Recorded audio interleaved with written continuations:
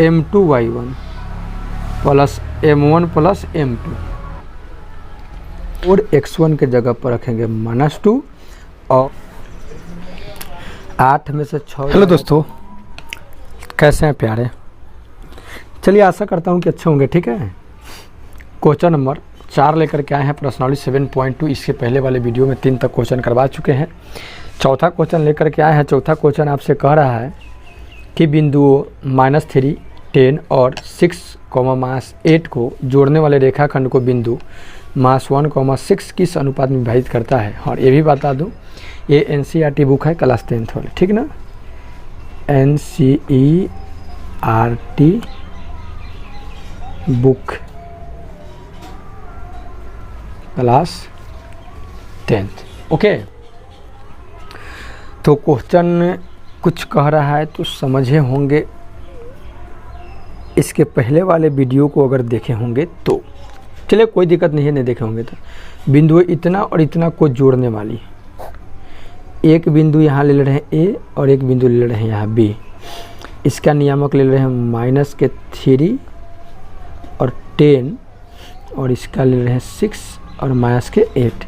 इसको जोड़ने वाली रेखाखंड को बिंदु इतना किस अनुपात में बढ़ता है। मान लीजिए कि यहाँ एक बिंदु C है जिसका नियामक 1 और 6 है। अब किस अनुपात में विभाजित करती है। इसको m1 ले रहे हैं, इसको m2 ले रहे हैं। हमको m1 और m2 का मान ज्ञात करना है। चलिए तो हल कर रहे हैं इसको। x1 बराबर -3 और x2 बराबर 6, फिर y1 बराबर 10 और y2 बराबर -8। ठीक है, आप लिख सकते हैं, कोई दिक्कत नहीं है। और m1 m2 हमको मालूम नहीं है, तो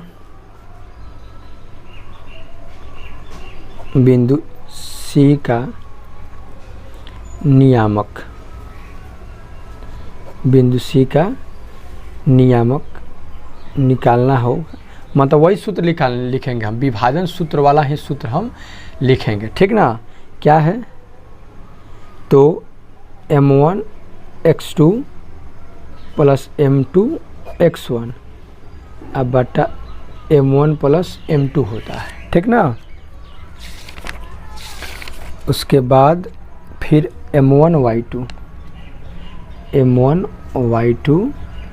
अब प्लस m2 y1 अब बराबर m1 प्लस m2 होता है, ठीक ना। अब हम क्या करेंगे कि रख देंगे। C का नियम कितना है, -1, 6 है। m1 तो पता ही नहीं है, छोड़ दीजिए। x2 के मान 6 है। m2 भी छोड़ दीजिए। x1 के मान -3 है। m1 प्लस m2 रहने दीजिए। फिर m1 को यहाँ छोड़ दे रहे हैं, y2 के जगह पर रख दे रहे हैं -8। फिर यहाँ m2 छोड़ दे रहे हैं, y1 के जगह पर रख दे रहे हैं 10। अब आई m1 प्लस m2, ठीक है। अब क्या करेंगे, 1 के बराबर इतना करेंगे, 6 के बराबर उतना करेंगे, तो वही मेरा आ जाएगा, ठीक है। तो चलिए -1 बराबर 6 m1 हो जाएगा। अब -3 m2 और नीचे है m1 प्लस m2, ठीक है। क्रॉस गुना करेंगे ना, तो -m1 मास m2 और 6 m1 मास 3 m2 हो जाएगा। तो -m1 रहने दीजिए, उधर से आएगा तो प्लस के 6 m1 है तो इधर आएगा मास 6 m1 मास 3 m2 रहने दीजिए। माइनस के m2 है तो उधर चल जाएगा तो प्लस के m2। ये हो जाएगा आपका -7 m1 आई -2 m2। 3 में से 1 जाएगा, कुछ नहीं तो 1 है 2। ये मास से मास ख़त्म कर दीजिए। m1 यहीं रहने दीजिए, m2 को इधर लाइए, ठीक है। m2 को इधर ला दीजिए, 2 को यहीं रहने दीजिए, 7 को इधर लाइए। तो m1 और m2 का मान हमसे पूछ रहा था ना, इसलिए हमारा आ गया m1 अनुपात m2 2:7। कह रहा था कि किस अनुपात में विभाजित करता है, किस अनुपात में, तो 2:7 के अनुपात में विभाजित करता है। अब देखिए ये 6 और इसको भी लेते ना तो हमारा 2:7 ही आता। आप ना होगा तो देख सकते हैं। ठीक है, तो आई होप मेरे प्यारे समझ गए होंगे। अब देखेंगे हम क्वेश्चन नंबर 5। आपसे कह रहा है कि वह अनुपात ज्ञात कीजिए जिसमें बिंदु इतना ए मतलब 1 और -5 है और बिंदु इतना को मिलाने वाला रेखाखंड x अक्ष से विभाजित होता है। ठीक है, इस विभाजन बिंदु का निर्देशांक भी ज्ञात कीजिए। तो चलिए, तो कोई दिक्कत नहीं, निर्देशांक हमको ज्ञात करना है। और पहली बात तो ये है कि x अक्ष से विभाजित होता है, x अक्ष उसको क्या कर रहा है, काट रहा है। तो ऐसा कर रहे हैं, इस प्रकार के सवालों को बनाने के लिए हम क्या करते हैं, चलिए पहले देखेंगे। पहले एक हम ले रहे हैं a और b, यहाँ पे a का कितना है 1 और -5 है, अब b है -4 और 5 है। ठीक है, अब एक बिंदु ले रहे हैं यहाँ पे कि p है। ठीक है, जो x, y है या कुछ भी ले सकते हैं, उससे कोई दिक्कत नहीं है। अब ये हमको मानना पड़ेगा कि ये जो बट रहा है ना x अक्ष को, तो x में कुछ होगा, इसको मानना पड़ेगा जी, इसको कुछ मान ले रहे। चलिए इसको हम k मान ले रहे हैं या कुछ भी मान लीजिए, और इसको 1 ले रहे हैं। ठीक है, इसको k और इसको 1 मान लेंगे कि k और 1 अनुपात में इसको क्या कर रहा है, विभाजित कर रहा है। चलिए तो देख लेंगे, k और 1 अनुपात में विभाजित कर रहा है, मतलब कि यहाँ मान ले रहे हैं। ठीक ना, बेटर रहेगा x1 बराबर 1 और x2 बराबर -4, y1 बराबर -5 और y2 बराबर 5। अनुपात जो है m1 बराबर k और m2 बराबर 1।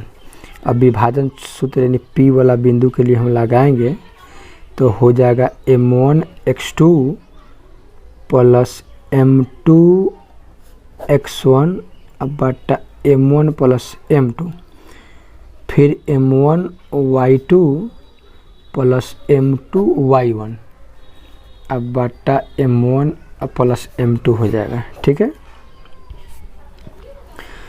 तो m1 k है, x2 -4 है, m2 1 है, x1 1 है, ये हो जाएगा k प्लस 1 सॉरी। फिर m1 के जगह पर k, y2 के जगह कितना है 5 है, m2 के जगह पर 1 है और y1 के जगह पर -5 है, k प्लस 1 रहने दीजिए।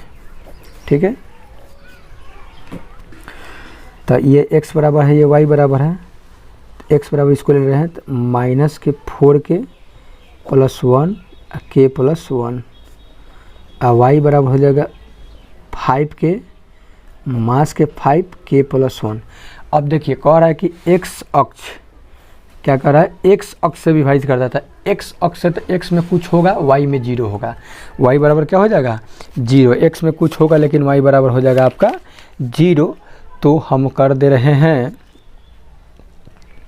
इतना बराबर 0 कर देंगे। देखिए जब भी आपसे कहे कि x अक्ष पर काट रहा है तो x अक्ष पर काटेगा तो x में कुछ होगा और y में 0 होगा। जैसे इसके पहले वाले वीडियो में बताए थे, जैसे मान लीजिए कि यहाँ 1 2 3, तो x में यहाँ 3 है तो y में कहाँ है, कुछ नहीं है भाई, 0 होगा। तो इसके जगह पर अब हम रख दे रहे हैं 0, लिख देंगे कि चूँकि x अक्ष से विभाजित होता है, x अक्ष से विभाजित होता है, इसलिए एक अक्ष से भी रहता है, यहाँ बराबर 0 हो जाएगा। 5 के -5 अब बटा k प्लस 1, इससे तो 0 से गुना करेंगे तो सब हो जाएगा 0, उधर 5 के -5 बचेगा, प्लस -5 के तो इधर प्लस के हो जाएगा, -5 तो इधर प्लस के 5 के रह जाएगा, 5 से 5 कटेगा। ठीक है, तो k बराबर आपका कुछ भी नहीं आएगा तो कितना आ जाएगा 1 आ जाएगा। अर्थात ये 1 और 1 अनुपात में 1 ये तो माने ही थे, और ये 1 अनुपात मतलब 2 अनुपात में हो गया, 1 अनुपात में विभाजित हो गया। अब हमसे इस बिंदु x और y को भी पूछ रहा है निकालने के लिए, तो चलिए अब उसको हम निकाल रहे हैं। अर्थात हम इसमें मान भर देंगे तो हमारा क्या हो जाएगा कि x और y का मान निकल जाएगा। ठीक है,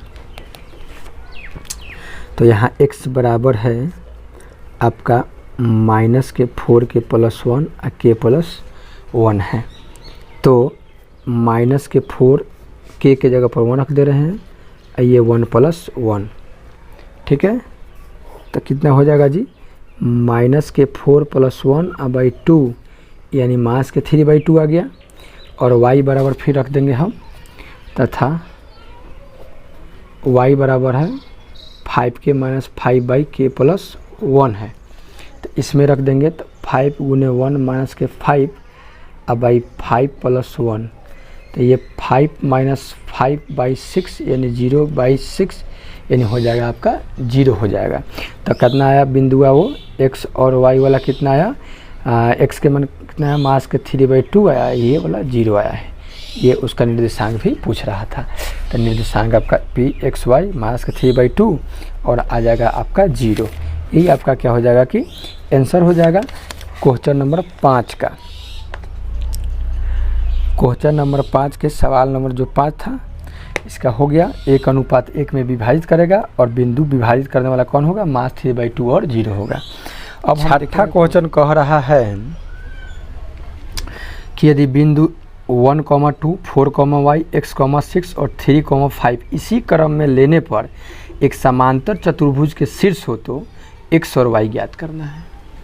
समांतर चतुर्भुज किसे कहते हैं, जिस चतुर्भुज की आमने सामने की भुजा बराबर होती है लेकिन कोई भी कोण समकोण नहीं होता है। इसको ले रहे हैं A, B, C और D, ये समकोण समांतर चतुर्भुज हो गया। इसका नियामक हम ले रहे हैं 1, 2, ये 4, y है, x, 6, ये 3, 5 हो गया। ठीक ना, तो इसी क्रम में लेने पर एक समांतर चतुर्भुज के शीर्ष हो तो x और y के हमको मान निकालना है। समझेंगे ये तो समांतर चतुर्भुज हो गया। ये आपका DB या BD कहिए, इसको विकर्ण बोलेंगे।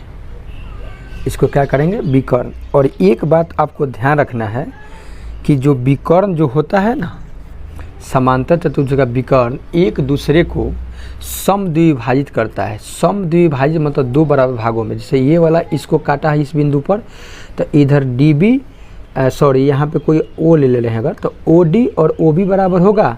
ये वाला इसको काटा है तो OA और OC बराबर हो जाएगा। ठीक ना, तो इस बात को आप ध्यान रखिएगा। तो होगा ये कि इसका मध्य बिंदु के नियामक और इसके मध्य बिंदु के नियामक दोनों बराबर होंगे, दोनों बराबर होंगे। अब देखिए मध्य बिंदु के नियामक निकालने के लिए सूत्र बहुत ईजी है।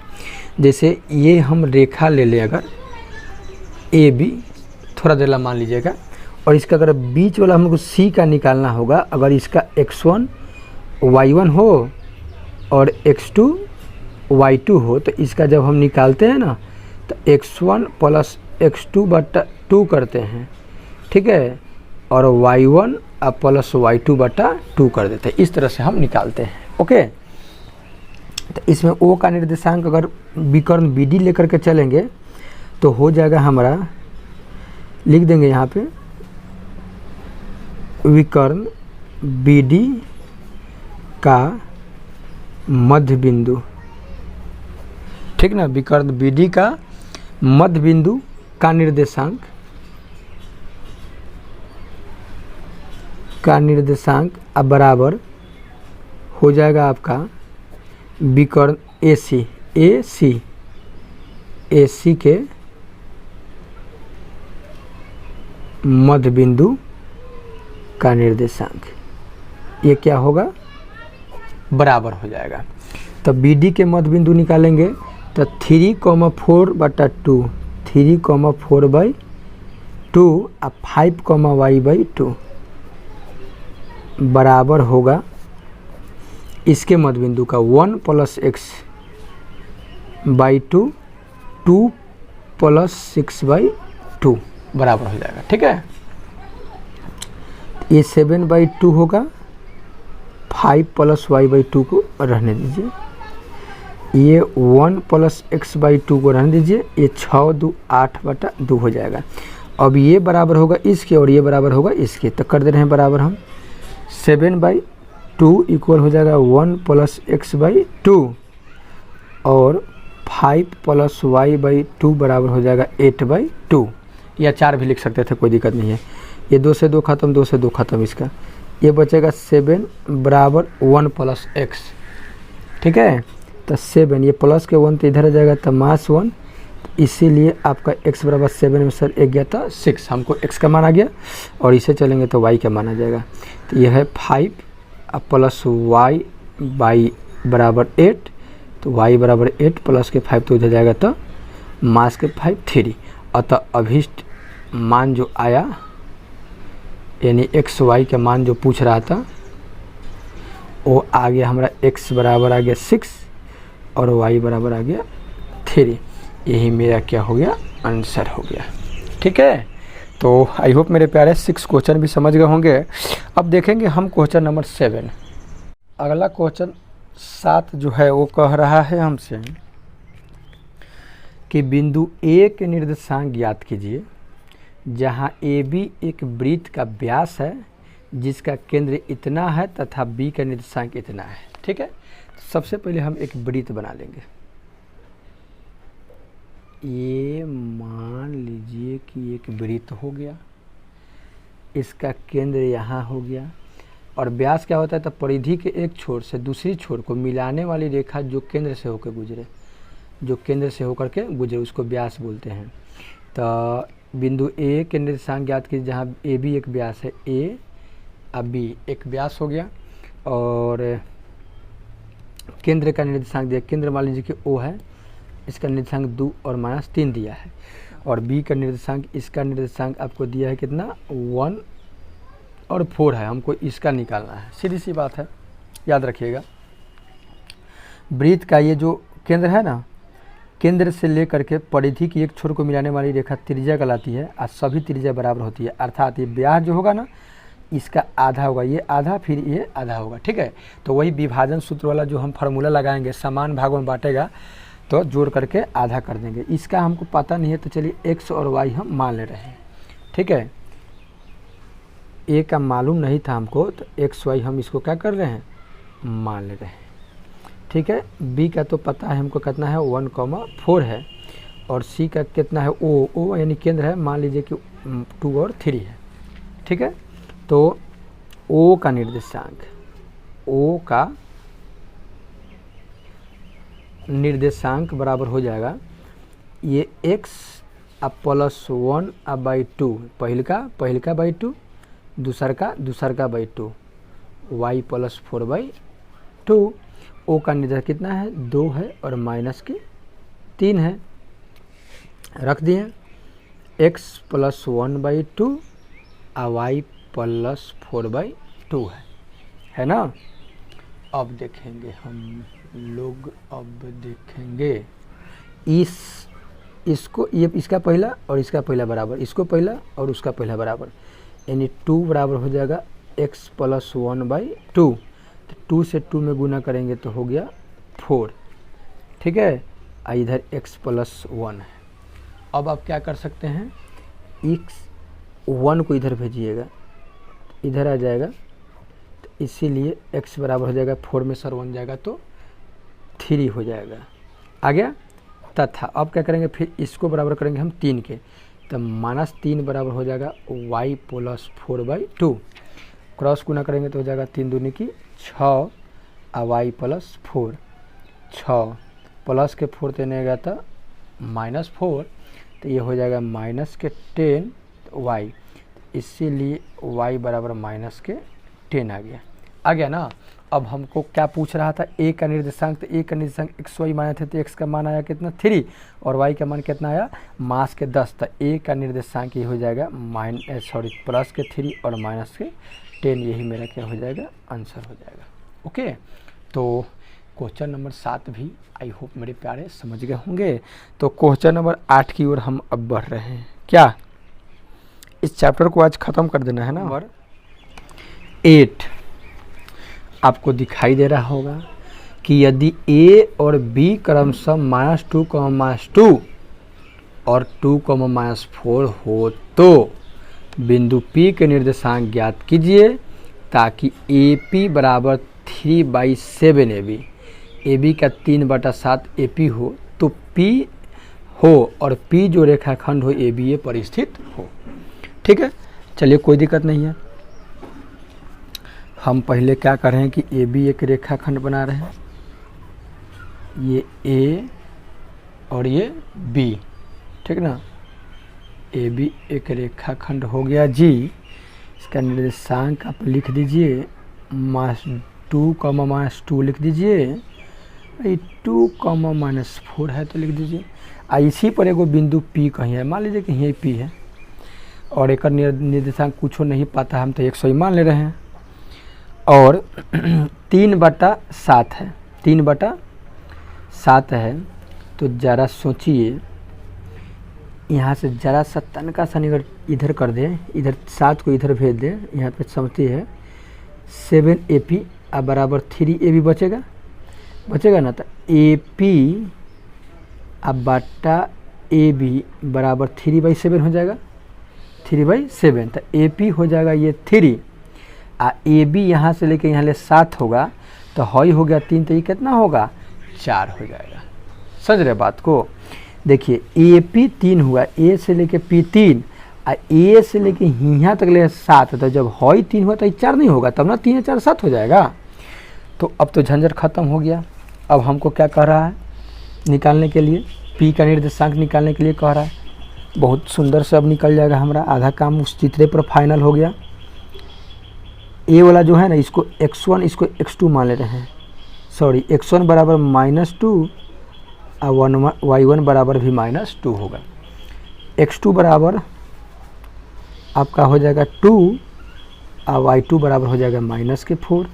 m1 के मान बनेगा, m2 के मान बनेगा, m1 बराबर 3 और m2 बराबर 4। अब हम आराम से P का निर्देशांक निकाल लेंगे।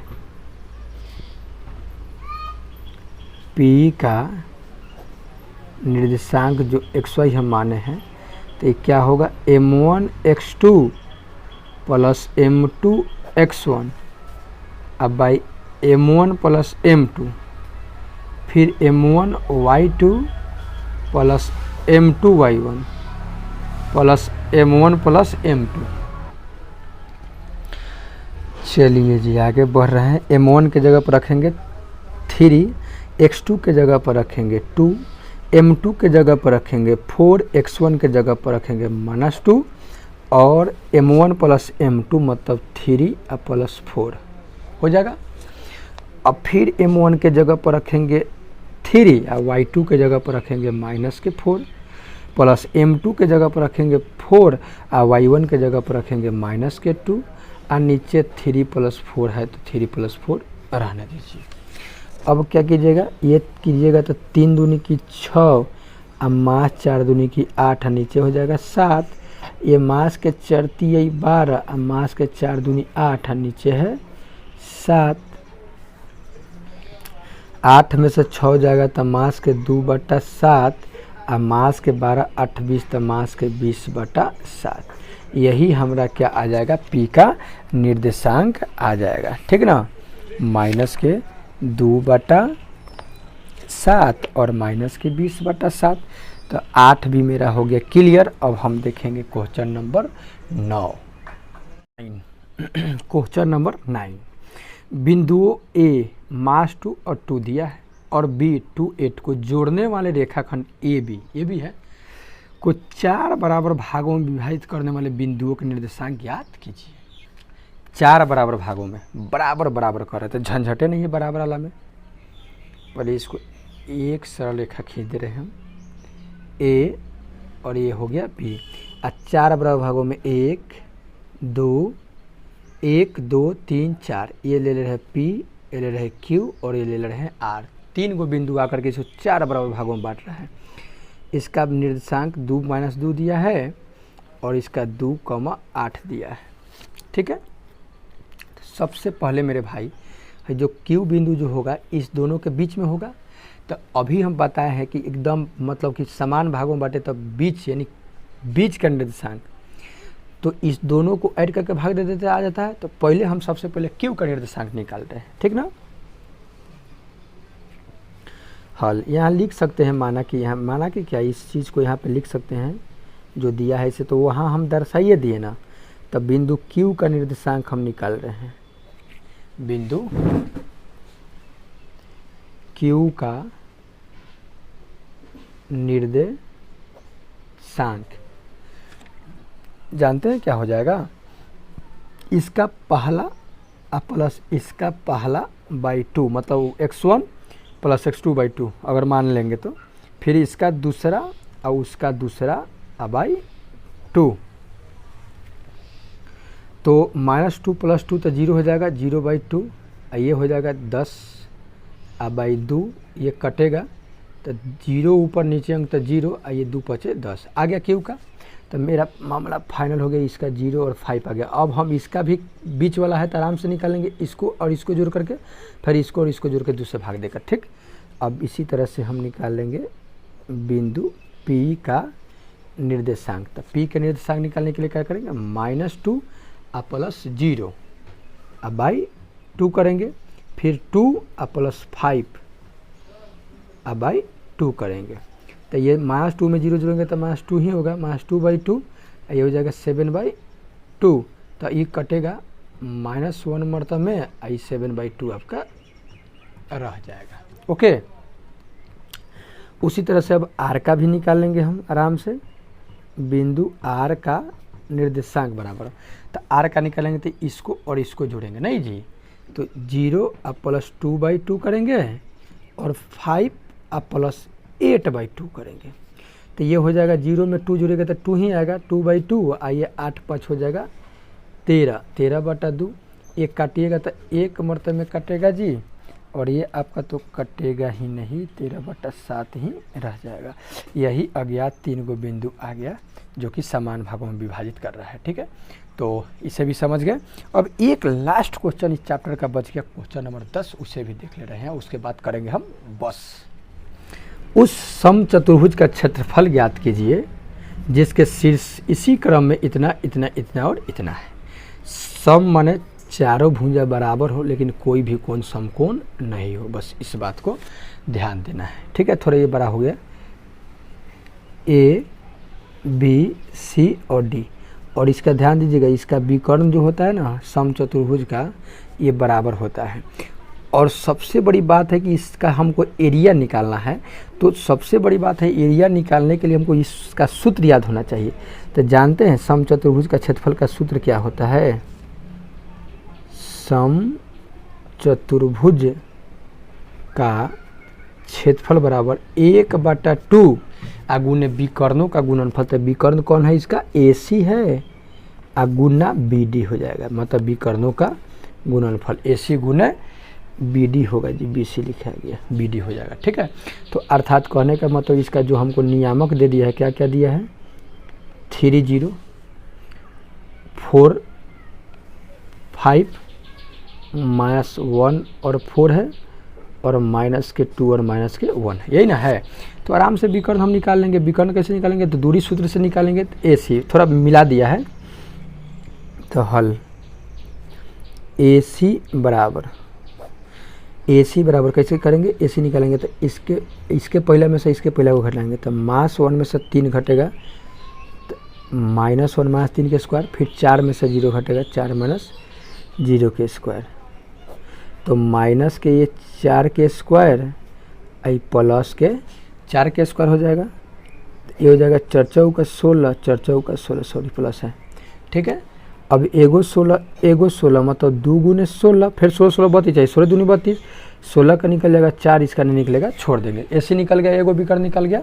उसी तरह से हम निकालेंगे कौन, BD निकालेंगे, दूरी सूत्र का प्रयोग करके BD निकालेंगे। तो कैसे, 4 में से 2 -2 घटेगा तो हो जाएगा +2 हो जाएगा स्क्वायर, फिर 5 में से -1 घटेगा तो मास में प्लस होता है तो प्लस हो जाएगा।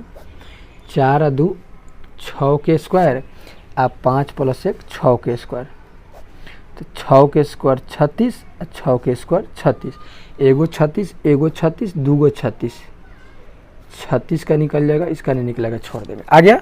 अब हम आराम से इसका क्षेत्रफल निकाल देंगे। क्षेत्रफल निकालने के लिए क्या करेंगे हम,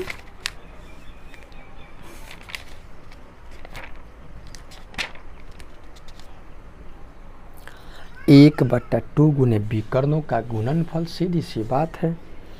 तो लिख देंगे यहाँ सम चतुर्भुज ABCD का क्षेत्रफल 1/2 विकर्णों का गुणनफल। विकर्ण क्या है, AC और BD है, यही ना है। 1/2 AC के जगह पर रख दे रहे हैं हम 4√2 और BD के जगह पर रख दे रहे हैं 6√2। तो ये 2 से काटिए ना दीजिए, 2 मरतबा में कट जाएगा।